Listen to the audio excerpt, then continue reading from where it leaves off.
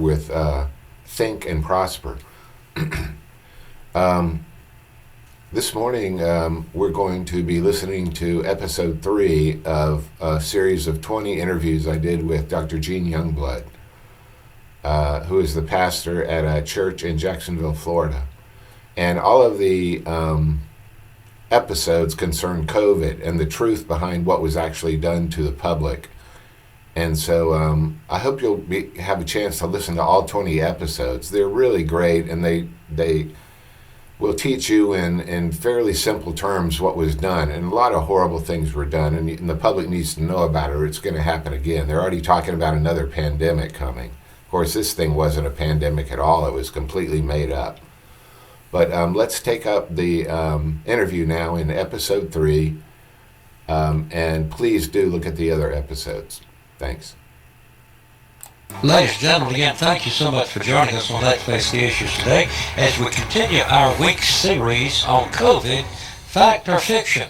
We have the privilege and the opportunity to have with us Dr. Sheftall. Dr. Sheftall is a plastic surgeon, a heart surgeon. He has served as a professor, author of a book, the new book, Sanctioned COVID Murders, the COVID Murders, found on Amazon.com. So I challenge you to look that up, buy the book, read the book.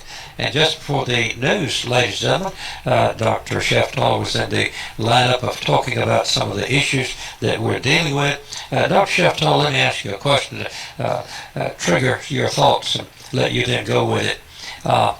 You said in your book the vaccines were designed to be ineffective and poisonous. You go further to say the PCR test was not capable of finding new cases, as CNN told us every day. And he goes further with your statements. Speak to that for just a moment, then pick back up where you were and give us your introductory thoughts and your challenge to our listeners today to understand what COVID was and what it was not. Okay, thank you, Dr. Youngblood. Let me first address the first statement you made about the vaccines being designed to be poisonous. Mm-hmm. This is very important. It gets a little bit complex. A lot of medical students had trouble understanding this when it was taught to us. But there is a system in our body that is used for surveillance. The body does not like it when we produce foreign proteins. And this is a great system because cancer cells produce foreign proteins. And there's a surveillance system that flows through our blood. And when we see a cancer cell producing a foreign protein, peptides from that protein get presented on the surface of the cancer cell, and the CD8 T killer cells. Remember, there's different kinds of white blood cells. There's T killer cells, there's T helper cells, there's T suppressors, etc. Those CD8 T killer cells, when they see a foreign peptide, which comes from a foreign protein, it's just a little piece of the protein, presented on the surface in the context of the class 1 major histocompatibility complex proteins, that cell will be destroyed. So the way to understand this is we've probably all gotten cancer many, many, many times in our lives, but our surveillance system removed those cancer cells. So thank God we have it, yes. Right? Okay. The problem is when you inject messenger RNA into someone, which is the vaccine. Which was the vaccine, right, that's correct. Enclosed in lipid nanoparticles, as you will remember. Those pieces of messenger RNA get into the cells of our bodies and get translated into proteins. They wanted them to be translated into the, quote, spike protein. Remember that? Right. So that we would build up immunity to right. it and that would protect us. That was the idea. The problem is, when we're making that spike protein, which is a foreign protein, that means that the cells that did it, that made that spike protein, and it gets chopped up into peptides and presented on the surface, if itself, the major histocompatibility and the CD8 T killer cells just keep floating right by. But when it's foreign, like the spike protein, they kill that cell. And the people that designed this vaccine knew that the spike protein was foreign and it was going to be presented, the peptides, the pieces of it, on the surface of all the cells that produced it, and those cells would be destroyed. Now, before the vaccine came out, sometime in the summer, I wrote about this, put it on Facebook, and it got taken down.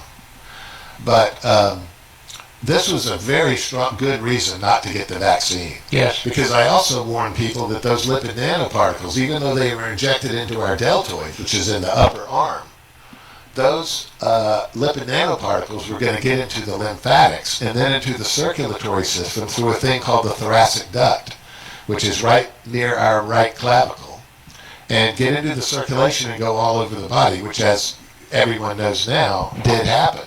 Even though all these UC San Francisco medical school professors were saying, no, it's going to stay in the upper arm and all this nonsense. Well, I contradicted them and said, no, it will not stay in the upper arm. And I turned out to be right. And this was before the vaccines came out. That was reason enough not to get the vaccine right there, let alone all the other stuff I'm going to tell you. But when it goes around to the body, even the inner lining of our blood vessels, which are called vascular endothelial cells, can take in a lipid nanoparticle because the cell walls are made out of lipids, and as you know, like dissolves like.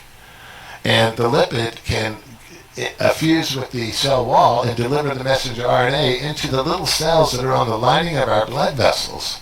And then those peptides get presented on the surface, and those cells get destroyed in our circulatory system. That causes clots to form everywhere. Yes. So that's why there were clotting everywhere. It was all very obvious. So that's what you're saying in summarization for our lay listeners. Yes. Is simply that they were designed to be ineffective and poisonous. Well, I've explained why they were designed to be poisonous there. Because they're destroying our cells and all of our organs. That's poison. Absolutely. The reason they were ineffective is because the vaccine was injected into the arm. Yet the manufactured narrative said that the virus got transmitted by aerosols through the air, and that's why we were wearing masks, and that's why we were locked down, and that's why there was a 6-foot separation of people. But if that's the case, then the way that the virus comes into people is through their nose and mouth, right? Right. Okay. But they were injecting the vaccine into the arm. And I know a little bit about immunology, and I can tell you that when you inject an antigen into the arm, 2 types of antibodies are formed, IgM and IgG.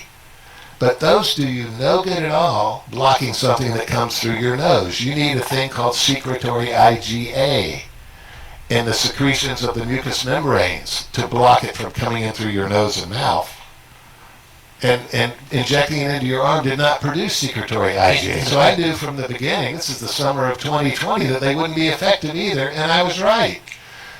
When the Israeli data started coming out, I proved less than a month after those vaccine rollouts occurred that the vaccine was not blocking transmission at all.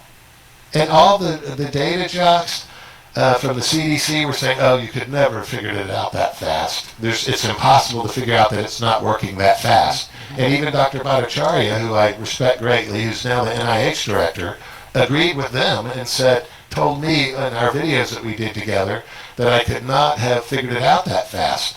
But I said to these CDC jocks, I said, did you use calculus? And they would go, no.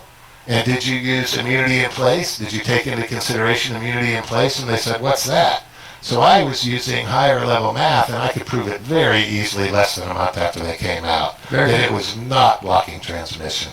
And I was right. 3 months later, they admitted I was right, because in April, they had enough data to figure it out the dumb way, kind of. And yet the protocol that was being used with the vaccination, and along with that, was the Pfizer saying that the vaccine is 97.8% efficacy. Yeah, that was all invented. All invented. 100% Just invented. pull the numbers out of the sky. Pulled the numbers out of the sky. And as you may remember, and some people have spliced together Dr. Fauci saying it over and over again. Yes. It's 98.5% effective. Then they've got a video of him saying it's 80% effective, then 72%, then 56%, all the way down to nothing. Nothing. But all that was invented. All invented. Yeah, because on January 15th, that was the date I published it. On January 15th, I said, even if you got the vaccine, you can still get infected and you can still transmit it to other people. I did it in a video. And thank God that I did a screenshot of it so I can prove it now, and that's in the book. Because by this time, the YouTube was taking my videos down because they didn't want me to tell the truth about this thing. It was going to reduce the number of people who took the vaccine. Censored. Remember, they went to great lengths to get people to take that vaccine. Yes. And I was censored because I was telling them not to take it. And I was right. Absolutely. So, continue with your thought. So that's the proof that it was neither safe nor effective. When they kept saying, it's safe and effective, it really frustrated me a lot. I bet it did. To be censored like that. Yes. So, let's think on the subject now where we had, and we were talking before the show about the lockdowns and the effect that it had. Okay. And you talked about the mask and the ineffectiveness. Yes. And let me say, can I jump in and say one more thing about masks? Can you think of anything more inhumane than blocking people's ability to breathe? Or making it restricted in some way? Restricted? Yes, they restricted people's ability to breathe for no reason whatsoever. And because I explained yesterday from a physics point of view, and I used the electromagnetic spectrum and the size of the virus at 100 nanometers, as you will remember, and the smoke that could emanate through the front of the mask, which you can see. Yes. You can't see something that's 100 nanometers. You can't even see it through a light microscope, no matter how much you turn up the magnification. So I was saying that if you can see smoke particulates coming through a mask, imagine how easy it is that something that's so small that it's invisible can come through the mask. And I made that proof in March of 2020, and it should have ended the discussion on masks, because it was a very scientific proof. Just took a little bit of common sense. Well, Fauci even got to the point where it said maybe 2 masks, 3 masks, maybe 4 masks might be better. Yet he was seen at a sporting game in the stadium with no mask on at all. But he was telling all of us we're supposed to wear masks. It's very hypocritical. A very serious question that comes to my mind. If the spreading of the virus was from aerosol, from breathing, and a mask does not cover that, does not protect it, then you touched on the fact that the injection goes into a different segment in the body. Yes. What then is the answer? Because what I see, what I've researched on my layman's understanding of it, we simply had a major outbreak of a flu season. Speak to that. Yes. Well, first of all, which I'm getting ready to present if we can get to it. I really want to do it today because I want to talk about the PCR and how the people were deceived. Let's do But first I have to review that there was no SARS-2 virus and no COVID-19 disease. Okay. But again, the issue of there being transmission from one person to another did not occur. Right. Because there was no virus. Right. And so it's impossible to transmit a virus that doesn't exist. Absolutely. So the whole talk about aerosols was false. Yes. Okay? So can I jump now and talk about my proof, which a lot of people want to hear, Do so. about the fact that there was no SARS-2 virus. And then, of course, by extension, no COVID-19 disease. Yes. It was all a rebranding of other diseases. But, as I mentioned yesterday, there are 3 ways that virologists demonstrate that a virus exists, okay? They do so with photographic evidence, cytopathic effect evidence, and sequencing the genome. And I'm going to refute those 3 very quickly right now. The photographic evidence with electron microscopy fails because you can't tell the difference between exosomes, which are small bodies that get released when cells die, and viruses. And that's a direct quote from the Journal of Virology, who obviously has a vested interest in convincing people that viruses exist. Yeah. Journal of Virology now. They say that you can't tell the difference. So forget about the photographic evidence, okay? The second one is cytopathic effects.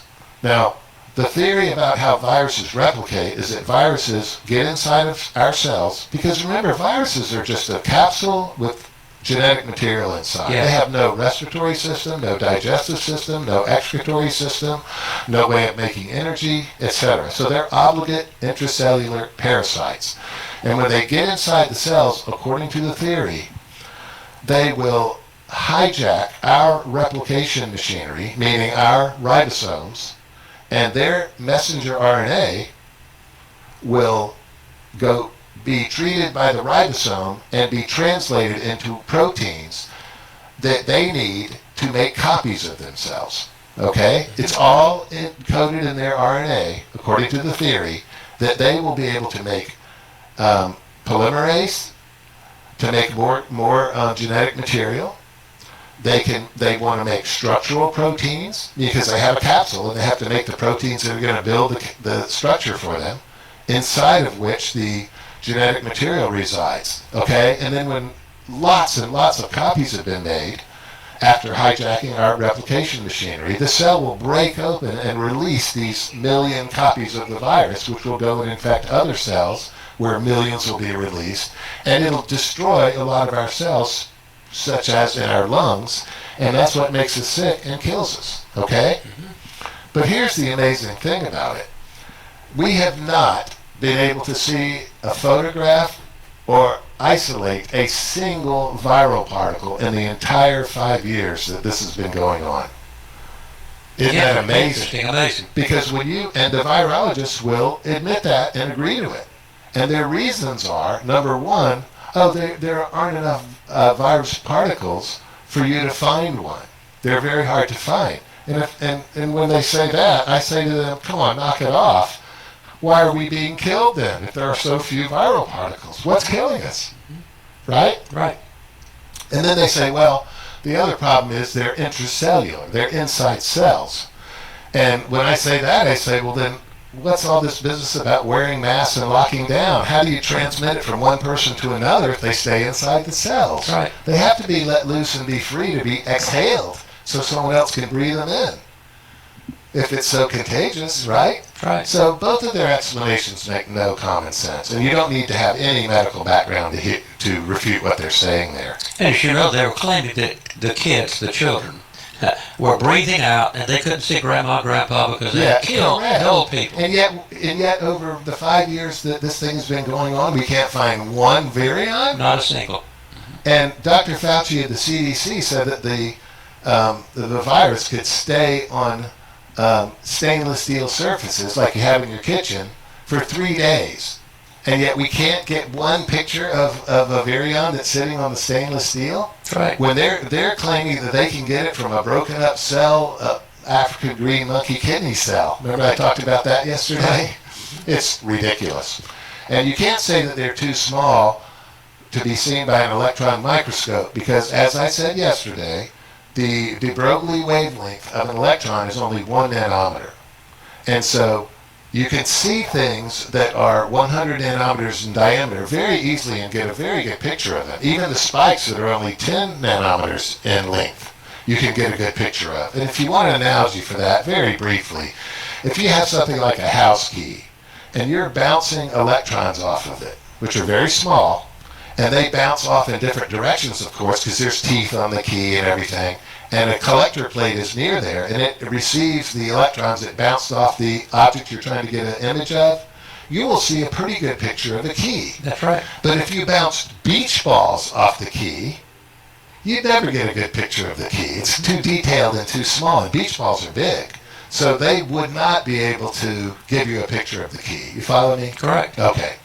Now, let me go back to continuing the proof that SARS-2 did not exist. Go ahead. So I proved that the photographic evidence, where we can't tell the difference between exosomes and viruses, rule out that one of the 3 ways they demonstrate that viruses exist.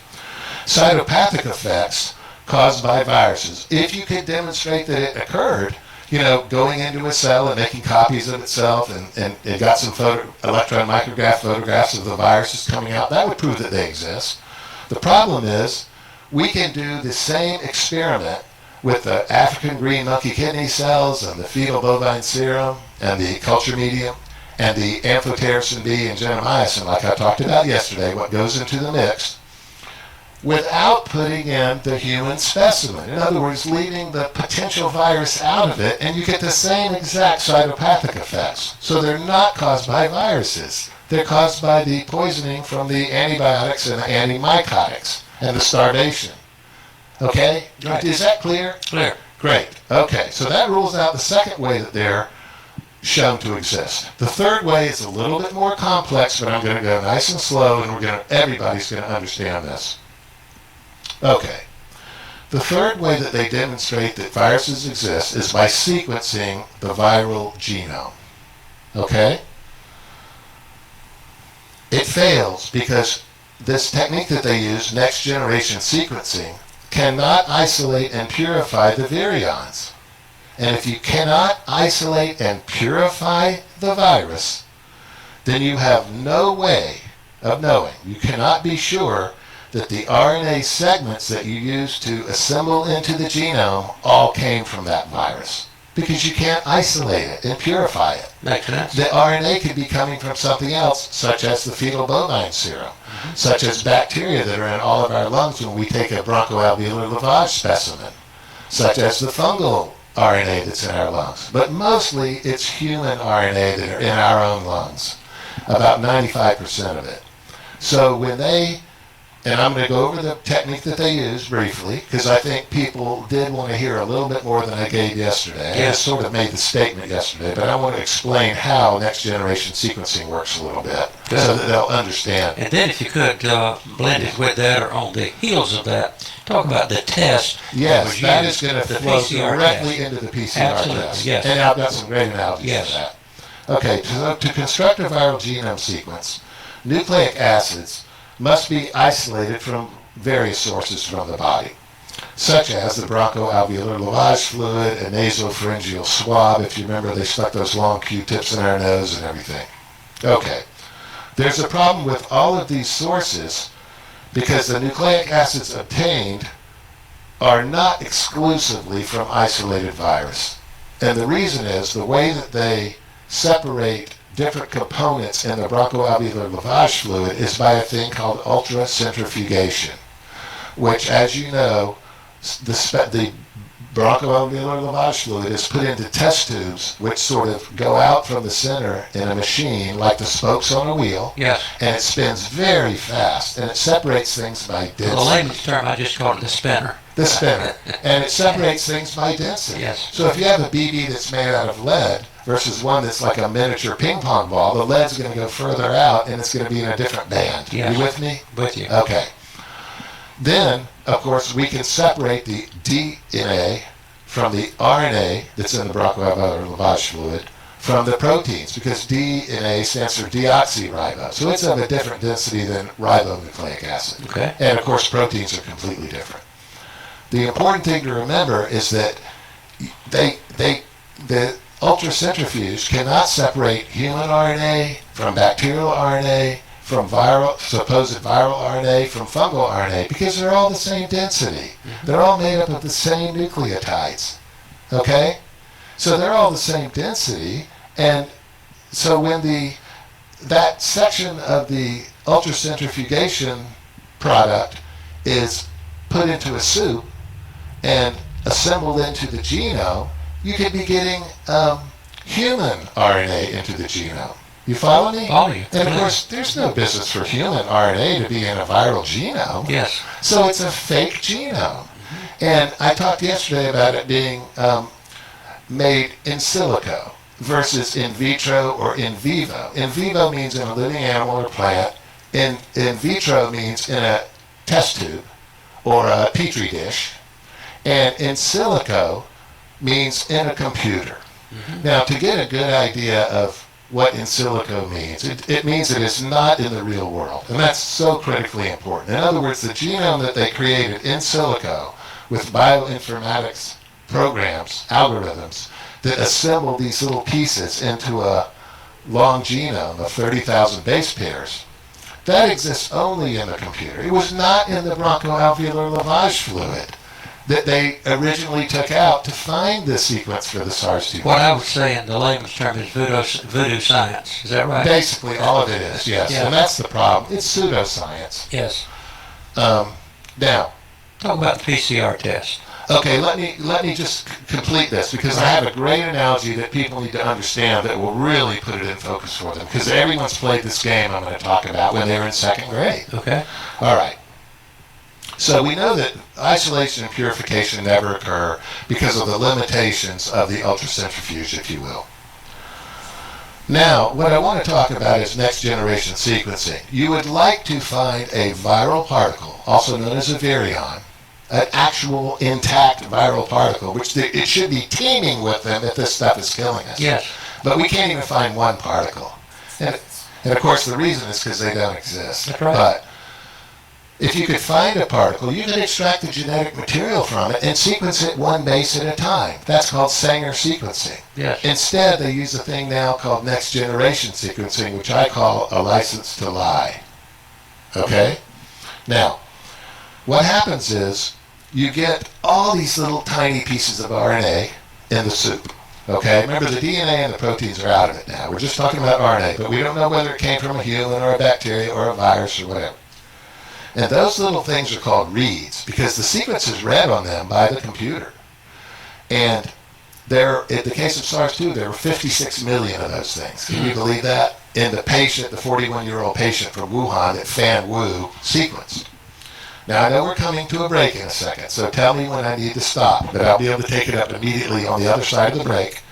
But 1 minute. Okay, I just want to say that those reads, those short segments, are converted into their complementary DNA strand. Okay, and the reason they do that is because the PCR test uses DNA, not RNA. Touch on that quickly before our time collapses on us. Okay. I'm jumping ahead because I need to explain a little more before I can jump into the PCR test, which is the most important subject of today because I want to tell people how they were deceived. Okay. But when the RNA gets converted to complementary DNA, those pieces get chopped up. Now, you've read To Kill a Mockingbird maybe when you were younger, and you've read the Bible, obviously. Yes. Pastor. Would you think that you could find the Bible inside of To Kill a Mockingbird? No. Okay, I'm going to tell you how to do it in just a minute when we come back. Okay. Ladies and gentlemen, thank you so much for joining us today. Look forward to meeting you next time. By the way, Dr. Sheftall will be with us on our next broadcast. We're going to wrap up the week with his lecture on COVID, and his book is called Sanctioned COVID Murders, the COVID Murders, found on Amazon.com. Let me encourage you to get the book, read the book, and join in next time as we continue to face the issues.